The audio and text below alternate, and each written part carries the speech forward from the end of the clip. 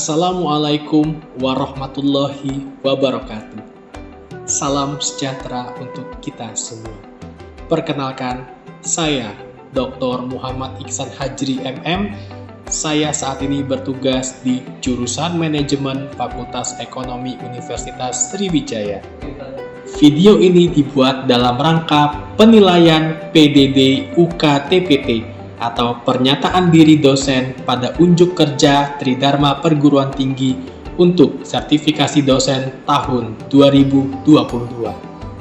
Pada kesempatan kali ini, saya akan membahas tentang satu mata kuliah yang saya ampu di jurusan Manajemen Fakultas Ekonomi Universitas Sriwijaya, yaitu mata kuliah Pengembangan SDM dan Penilaian Prestasi Kerja. Mata kuliah ini memiliki bobot 3 SKS dan masuk ke dalam rumpun mata kuliah Perilaku Berkarya. Capaian pembelajaran pada mata kuliah ini, yang pertama, mahasiswa dapat menunjukkan sikap bertanggung jawab atas pekerjaan di bidang keahliannya secara mandiri. Kemudian, mahasiswa mampu memformulasikan permasalahan di dunia industri berdasarkan konsep yang terkait dengan pengembangan sumber daya manusia dan penilaian prestasi kerja. Yang ketiga, mahasiswa mampu menerapkan pemikiran logis, kritis, sistematis, dan inovatif dalam konteks pengembangan atau implementasi ilmu pengetahuan yang memperhatikan dan menerapkan nilai humaniora yang sesuai dengan bidang pengembangan SDM dan penilaian prestasi kerja. Dan yang terakhir, mahasiswa mampu menunjukkan kinerja mandiri, bermutu, dan terukur. Adapun capaian mata kuliah pada mata kuliah Pengembangan Sumber Daya Manusia dan Penilaian Prestasi Kerja, yang pertama, mahasiswa mampu menjelaskan prinsip dan etika dalam bidang pengembangan SDM dan penilaian prestasi kerja. Mahasiswa mampu merumuskan masalah dan menyelesaikan permasalahan di bidang pengembangan sumber daya manusia dan penilaian prestasi kerja. Yang ketiga, mahasiswa mampu menjelaskan berbagai metode yang terdapat dalam bidang pengembangan SDM dan penilaian prestasi kerja.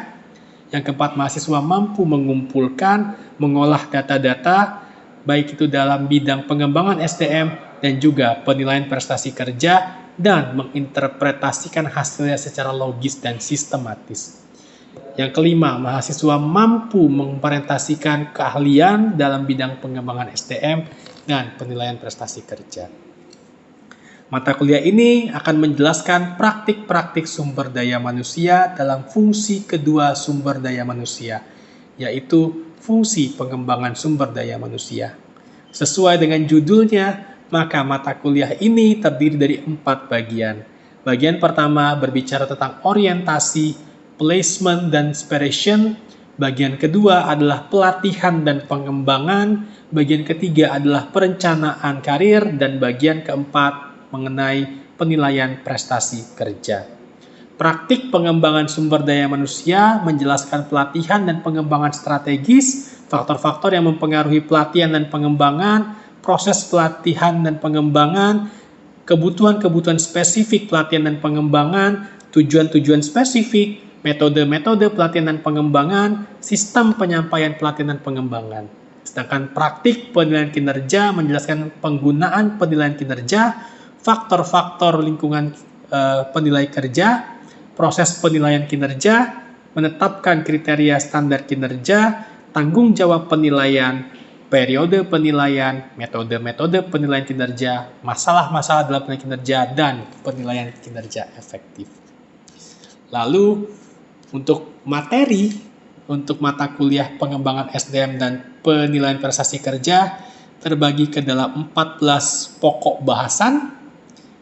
Yang pertama itu orientasi, pokok bahasan kedua penempatan dan pemberhentian, yang ketiga pengertian pengembangan SDM, tujuan dan faktor yang mempengaruhi pengembangan SDM, yang keempat proses pengembangan SDM, yang kelima metode-metode pelatihan dan pengembangan, yang keenam media pelatihan dan pengembangan, dan kendala evaluasi pelatihan dan pengembangan, yang ketujuh pengertian perencanaan dan pengembangan karir, faktor-faktor yang mempengaruhi perencanaan karir. Pokok bahasan yang ke-8, perencanaan karir dan kebutuhan pegawai. Yang ke-9, pengembangan karir. Yang ke-10, pengembangan karir yang dibantu oleh sumber daya manusia perusahaan. Yang 11, pengertian penilaian prestasi kerja, tujuan dan kegunaan. Kemudian yang ke-12, penilaian prestasi dan dasar penilaian. Ke-13, metode-metode penilaian prestasi kerja. Yang ke-14, tantangan dan tolak ukur penilaian prestasi kerja. Untuk pustaka utama yang kita gunakan, itu ada buku dari Mondi, berjudul Human Resource Management, lalu buku Dessler, berjudul Manajemen SDM, dan buku yang sudah kami tulis dengan Ibu Dr. Junaidah dan saya, berjudul Pengembangan Sumber Daya Manusia dan Penilaian Kinerja, serta beberapa buku lain yang nanti dapat menjadi suplemen tambahan bagi mahasiswa dalam memahami mengenai pengembangan sumber daya manusia dan penilaian prestasi kerja. Untuk media pembelajaran, secara offline itu kita menggunakan LCD dan proyektor di dalam kelas, sedangkan untuk kelas online kita menggunakan e-learning yang dikembangkan oleh Universitas Sriwijaya, nanti bisa juga ditambah dengan Google Classroom dan platform seperti USCamZ. Universitas Sriwijaya saat ini sudah mengembangkan sendiri platform untuk belajar online yang dinamakan USCamZ. Dan mungkin apabila dibutuhkan bisa nanti menggunakan juga media seperti Zoom dan Google Meet. Kemudian untuk tim teaching ada beberapa dosen yang mengajar. Kemudian untuk sistem pembelajaran kita ada nanti materi yang disampaikan dan juga nanti ada project based learning. Nah, project based learning ini karena mata kuliah ini judulnya pengembangan sumber daya manusia dan penilaian prestasi kerja, maka akan ada 2 project yang akan dihasilkan oleh mahasiswa. Yang pertama nanti pada pertemuan ke-6, mahasiswa akan ditugaskan membuat proposal usulan pelatihan pegawai berdasarkan training need analysis. Jadi materi pertemuan 1 sampai 5 kita akan bahas ya, nanti mengenai pelatihan dan pengembangan juga. Nanti mahasiswa akan membuat suatu proposal pelatihan dan pengembangan agar mahasiswa mahir dalam membuat proposal yang nanti bisa digunakan apabila mahasiswa nanti sudah bekerja. Kemudian proyek yang kedua yang akan dibuat oleh mahasiswa itu akan dilaksanakan pada pertemuan ke-15 ya. Ke-15 nanti berhubungan dengan penilaian prestasi kerja. Mahasiswa diminta untuk menyusun instrumen penilaian prestasi kerja pegawai. Bisa nanti dalam bentuk KPI, ya, menyusun SKP, ya, dan bagaimana nanti mengukurnya. Nanti mahasiswa juga membuat proyek untuk syarat sebelum mengikuti ujian akhir. Ya, nanti mahasiswa diharapkan mampu untuk membuat ya KPI, ya, walaupun nanti sederhana, tapi mahasiswa mampu untuk membuat dan bisa mempraktekannya. Lalu untuk persentase komponen nilai, untuk nilai partisipasi kelas dan tugas rata-rata itu 25%, untuk nilai UTS itu 35% atau ujian tengah semester, dan nilai ujian akhir semester itu sebanyak 40%. Sehingga total nanti penilaian adalah 100%. Dan untuk range penilaian mahasiswa, nilai A itu nilai dapatkan dari 86 sampai 100, nilai B dari 71 sampai 85,99, nilai C 56 sampai 70,99, nilai D 41 sampai 55,99, dan nilai E 0 sampai 40,99. Berikut disampaikan rencana pembelajaran semester atau RPS untuk mata kuliah pengembangan sumber daya manusia dan penilaian prestasi kerja. Semoga bermanfaat. Setelahnya kita akan coba masuk ke pembelajaran yang akan dilakukan secara offline di kelas. Terima kasih atas perhatian Bapak dan Ibu. Assalamualaikum warahmatullahi wabarakatuh. Assalamualaikum warahmatullahi wabarakatuh. Waalaikumsalam warahmatullahi wabarakatuh. Selamat sore, salam sejahtera untuk kita semua. Gimana kabarnya adik-adik? Alhamdulillah baik. Sehat semua ya. Alhamdulillah hari ini kita dapat berkumpul untuk kita sama-sama belajar ya, sharing ya, diskusi nanti mengenai mata kuliah pengembangan sumber daya manusia dan penilaian kinerja SM. Hari ini kita akan membahas tentang metode-metode pelatihan dan pengembangan. Untuk materi minggu lalu mengenai apa itu pelatihan pengembangan, apakah ada pertanyaan? Tidak? Tidak, Pak. Tidak ada ya? Alhamdulillah. Ya, nanti silakan saja kalau adik-adik selain saya nanti memberikan materi ingin bertanya, ya boleh di sela, saya tidak apa-apa. Ya, harapannya kita nanti bisa diskusi, ya, tanya jawab supaya nanti kelasnya bisa menjadi lebih aktif. Hari ini materinya menyambung materi minggu lalu, ya, di mana kalau kemarin kita sudah belajar konsep mengenai pelatihan dan pengembangan, maka kali ini kita akan belajar metode pelatihan dan pengembangan. Nah, sebenarnya nanti diharapkan ya mahasiswa mampu memahami dan menjelaskan mengenai metode-metode pelatihan dan pengembangan secara sistematis. Nanti ada beberapa jenis yang kita pelajari, termasuk contoh-contohnya seperti apa. Jadi, siapa tahu nih, nanti adik-adik ya ditugaskan setelah nanti lulus dari sini ya menjadi manajer SDM, adik-adik sudah tahu bahwa pelatihan tersebut bisa dilakukan dengan berbagai macam metode. Ya. Nah, yang pertama ya, sebelum kita menentukan metode, kita harus tentukan dulu tujuan kita untuk pelatihan dan pengembangan tersebut. Jadi tujuan pelatihan harus dirumuskan secara spesifik. Apakah perubahan perilaku yang diharapkan ya setelah ikut pelatihan yang dapat berubah menjadi lebih baik, ataukah perubahan pengetahuan yang ingin dicapai setelah pelatihan dilakukan? Karena ini akan berhubungan dengan metode pelatihan. Berdasarkan tujuan tersebut, maka ditentukan materi untuk pelatihan untuk mencapai tujuan dari pelatihan. Dan nanti, apakah ternyata adik-adik itu dituntut untuk memahami kognitifnya, ya, artinya pengetahuannya, atau skillnya, ya lebih ke psikomotorik, terampilnya. Nanti tentu metodenya berbeda ketika adik-adik dituntut untuk memahami pengetahuannya ataupun skill yang diharapkan untuk bisa ditingkatkan. Nah, secara umum, ya, metode pelatihan itu ada dua. Ada yang on the job training, ada yang off the job training. Ada sudah pernah baca?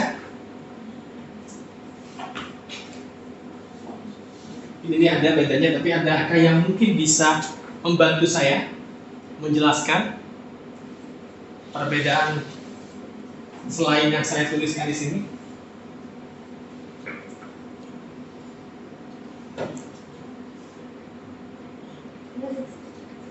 Ada? Kita diskusi boleh? Jadi kalau kita lihat nih, sebenarnya on the job itu dilakukan pada waktu jam kerja. Seperti apa jam kerja? Mungkin Dinda mau coba menjawab? Dilakukan jam kerja seperti apa, Dinda?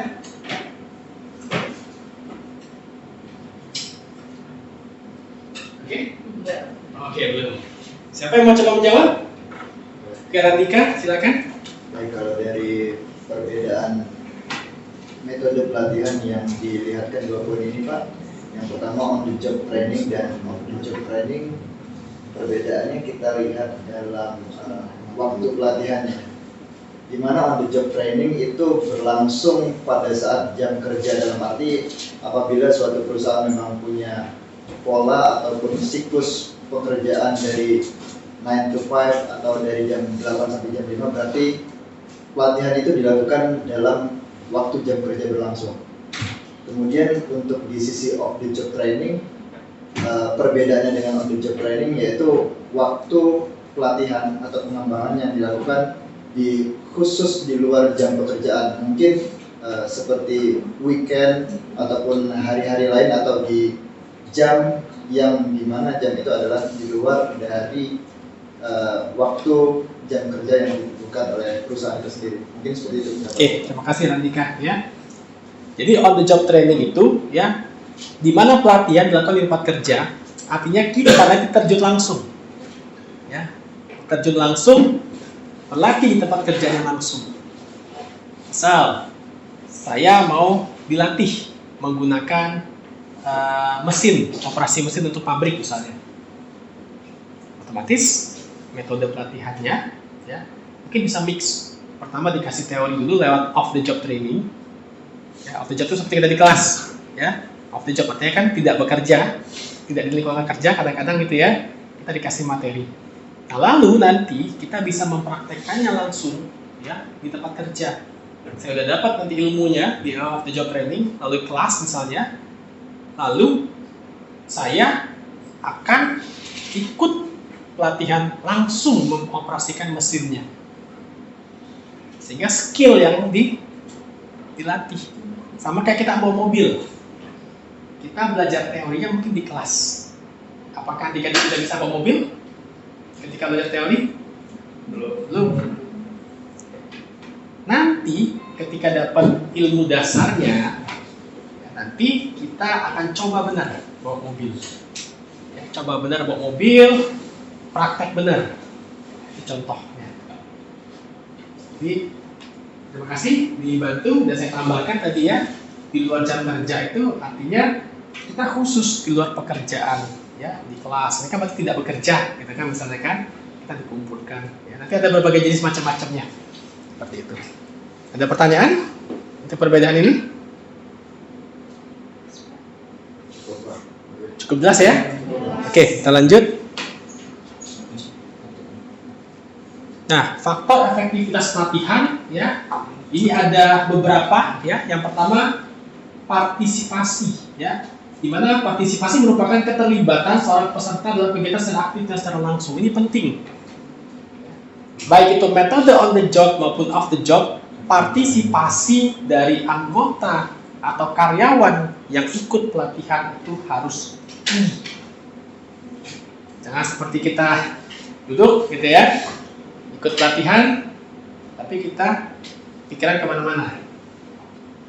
Partisipasi itu keaktifan juga ya, bagaimana kita mengikuti dari awal sampai akhir ya, bagaimana perubahan nanti ya, evaluasinya dan lain-lain ya. Lalu repetisi adalah melakukan atau mengatakan secara berulang-ulang dan usaha menanamkan ide dalam pikiran seorang. Nanti ketika kita dilatih, kita kan dari nggak bisa jadi bisa.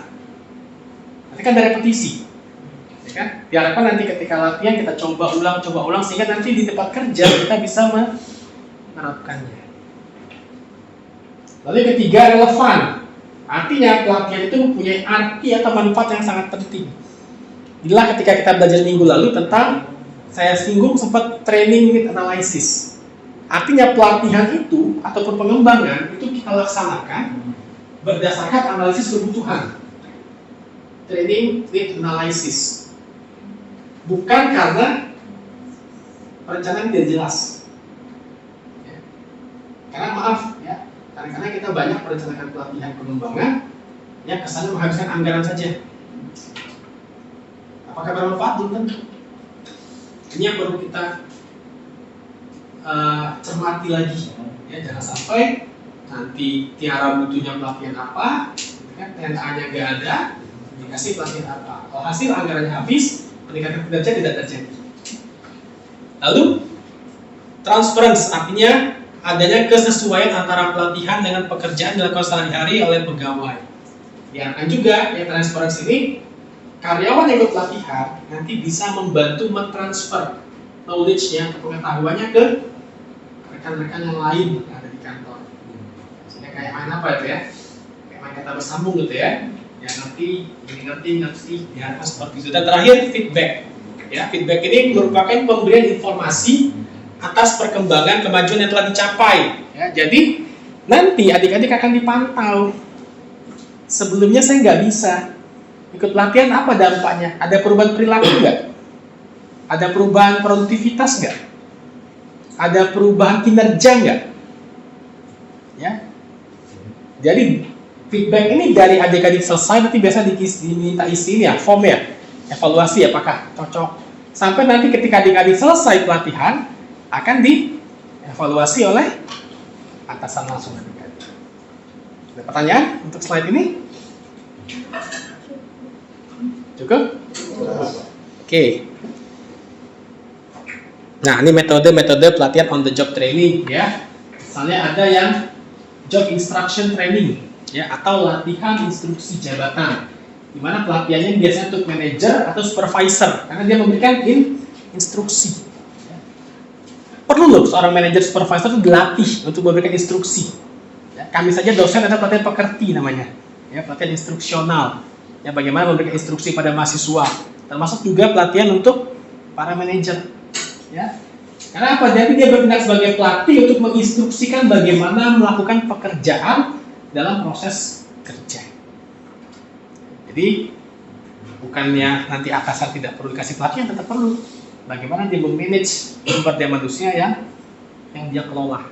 Ya, lalu coaching dalam bentuk pelatihan dan pengembangan yang dilakukan di tempat kerja oleh atasan dengan membimbing petugas secara informal dan tidak terencana. Kalau coaching, ya, kata kunci adalah informal. Ya. Oke, saya coaching kamu. Itu karena kedekatan kita. Kita nggak ada program khusus, tapi saya nanti mau jadi coach kamu misalnya. Itu bisa juga termasuk ke on the job training.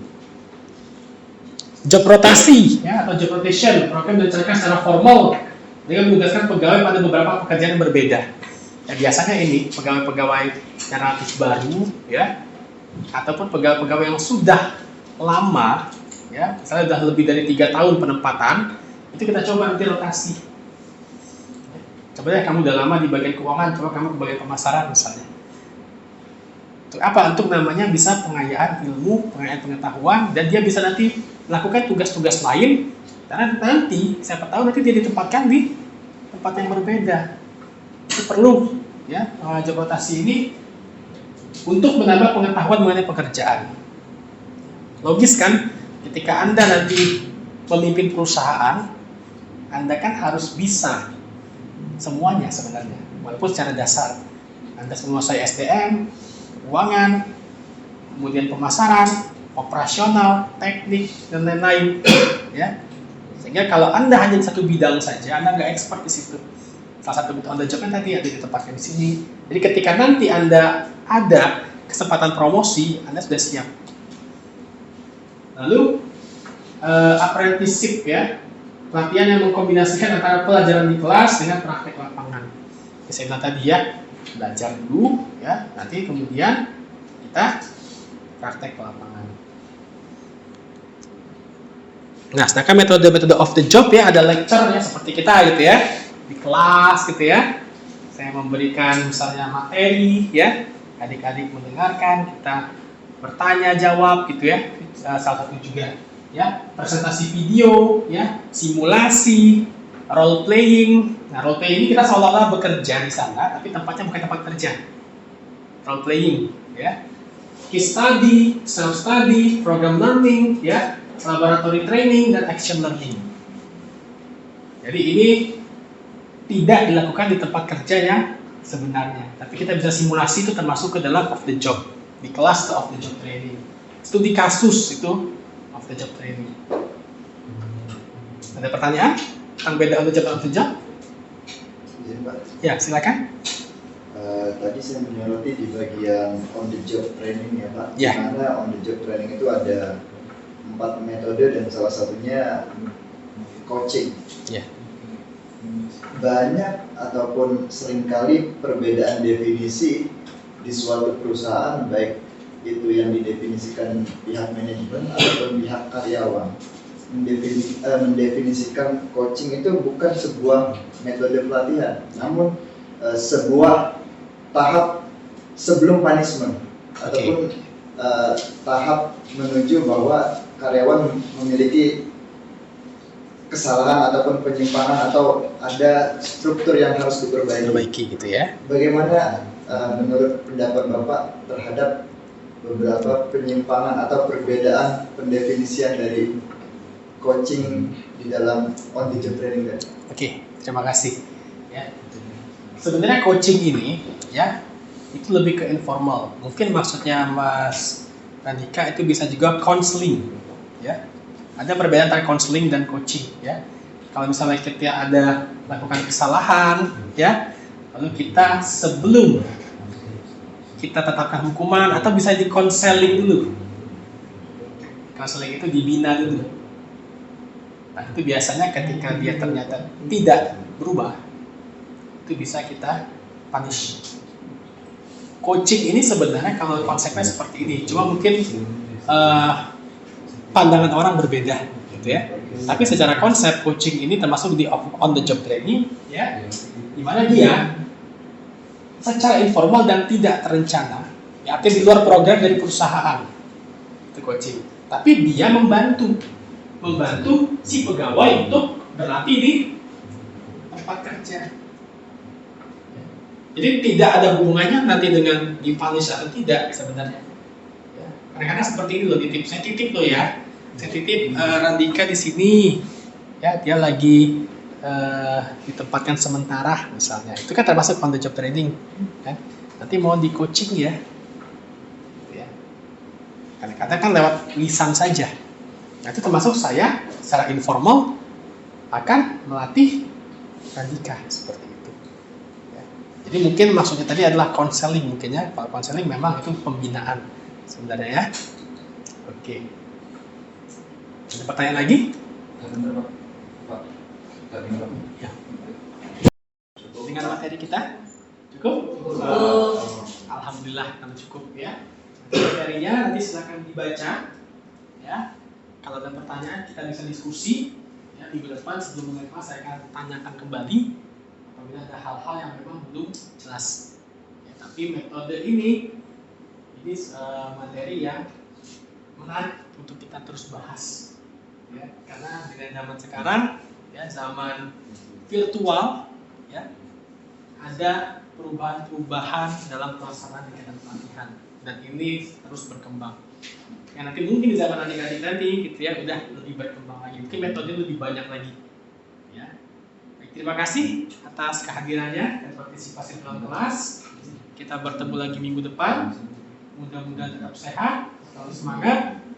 Nanti di minggu depan saya akan share tugas ya, nanti kita menyusun ya proyeknya ya, karena di kelas kita akan menyusun project base ya, menyusun proposal untuk mengadakan pelatihan ya, dari latar belakang ya, kemudian metodenya ya, dan cara-caranya sampai dengan persiapan pelaksanaan kita buat ya. Silakan nanti adik-adik buat, minggu depan akan saya share untuk petunjuk pelaksanaan proyeknya. Terima kasih. Assalamualaikum warahmatullahi wabarakatuh. Waalaikumsalam warahmatullahi wabarakatuh.